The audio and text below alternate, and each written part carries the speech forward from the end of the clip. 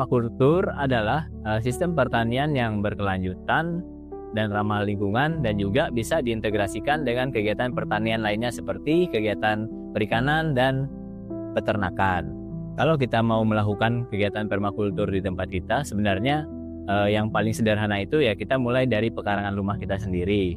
Terus tahapannya sebenarnya itu dengan cara melihat kondisi alam atau kondisi lingkungan yang ada di sekitar kita. Apakah ketersediaan sumber daya alam yang di sekitar tempat kita itu nanti bisa untuk memenuhi kebutuhan kebun atau lokasi tempat kita bertani nanti, apakah memenuhi atau tidak. Terus yang kedua, kalau sudah kita petakan atau kita ketahui kondisi atau lingkungan alam yang ada di sekitar kita, nah baru kita bisa memulai kegiatan permakultur. Yang pertama itu kita mulai menyediakan lokasi atau tempat. Nah, setelah lokasi atau tempat tersedia, kita menyusun kembali desain atau perencanaan. Kira-kira lokasi ini apa-apa saja yang bisa kita kembangkan untuk kegiatan pertanian berkelanjutannya. Setelah kita selesai mendesain, baru kita bisa merencanakan dan memulai aksi kita. Langkah pertama sih yang bisa kita mulai dengan membuat media-media tanam sederhana yang berada di sekitar pekarangan rumah.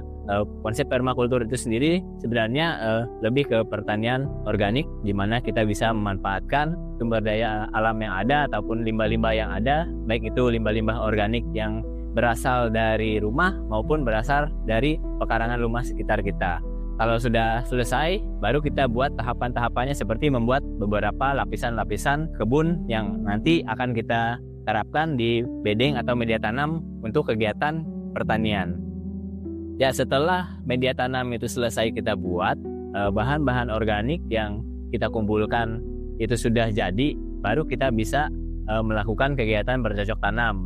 Hal-hal pertama sebenarnya yang paling penting yang harus kita lakukan yaitu menyiapkan tanaman-tanaman yang bagus untuk pertama kita tanam di media tanam tersebut. Yang paling penting sih kalau di sekitar rumah itu tanaman-tanaman seperti tanaman hortikultura, misalnya cabai, terong, timun, kacang panjang, dan lain-lain. Nah, hal-hal yang seperti itulah yang mungkin bisa kita coba memulai untuk pertama sih. Kenapa saya bilang hortikultura? Karena mungkin itu yang tanaman-tanaman pemula yang bisa kita tanam sebelum kompos-kompos atau media tanam yang di dalam media kita itu mulai menjadi atau mulai terurai dengan baik.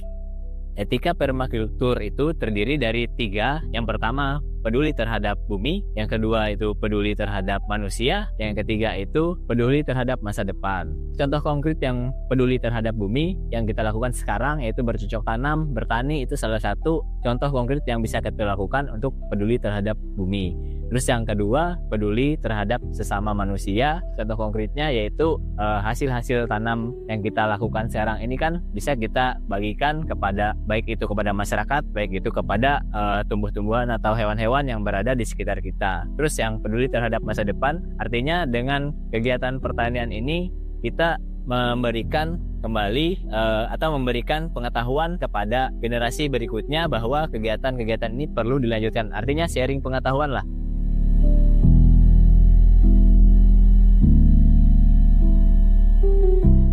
Ini pare hutan yang tumbuh sendiri di kebun kami, tapi rasanya sangat enak, seperti pare biasa. Daunnya pun bisa disayur, dimakan mentah. Ini buahnya yang sudah matang, bisa untuk dijadikan bibit. Sedangkan daunnya ini yang mentah bisa juga dilalap, di sayur asam.